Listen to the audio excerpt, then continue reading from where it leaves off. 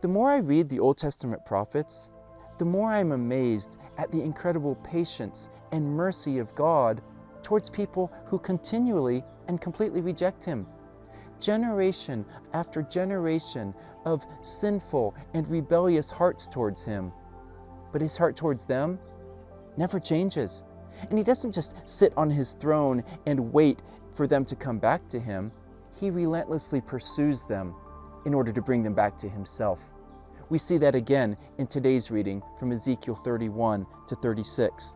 He begins with 2 chapters of prophecy against Egypt and then against Edom in chapter 35, warning them that He's going to bring their pride and arrogance low, and that He will judge them along with all the other godless nations who think that they can oppose God and oppress His people.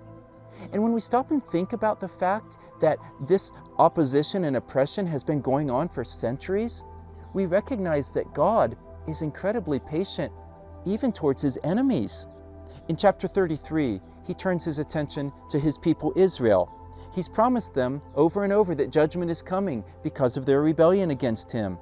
But in His mercy, He calls Ezekiel to warn them. He compares him to a watchman who looks out and sees danger coming and then warns the people so that they can avoid it and be saved from it. He tells Ezekiel in verse 11, "I don't take any pleasure in the death of the wicked. What I want is for them to turn from their wickedness and live." But even though Israel is very religious, they don't want to turn from their wickedness. He says at the end of chapter 33 that to Israel, Ezekiel's preaching is like a sensual song that's played by a gifted musician and sung by someone who has a beautiful voice. They love to listen to it, but they don't obey what they actually hear. Chapter 34, he turns his attention specifically to the leaders of Israel, who he pictures as shepherds who were supposed to be leading his flock, but instead were just feeding themselves. He says, "My people were sick, but you didn't strengthen them or heal them. They were lost and scattered, but you didn't do anything to go and find them and bring them back to me." So he promises that he's going to remove the shepherds from their positions. But then listen to the heart of God towards His people. It sounds like a combination of the words of Psalm 23 and the words of Jesus. Verse 11, he says, "I will feed them, and I will make them lie in good pastures. I will give them rest. I will seek the lost. I will bring back the scattered. I will bind up the broken, and I will strengthen the weak. I will set over them one shepherd, my servant David. He will feed them himself, and he will be their shepherd."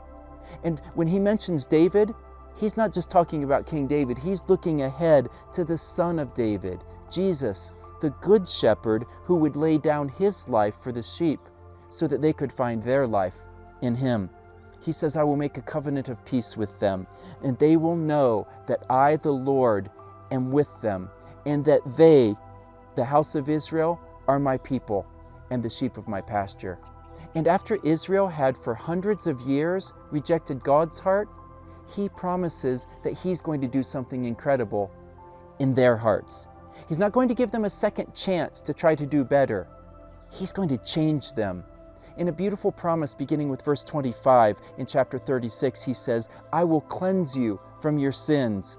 I will give you a new heart and put a new spirit within you. I will remove the heart of stone from you, and I will give you a heart of flesh.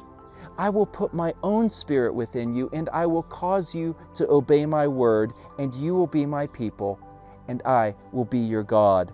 After all those years, He hasn't forgotten His love for His people. And after all those years, He hasn't forgotten His love for the nations either. He says to His people, "When I show my holiness in you, in the sight of everybody in the world, then all the nations will know that I'm the Lord."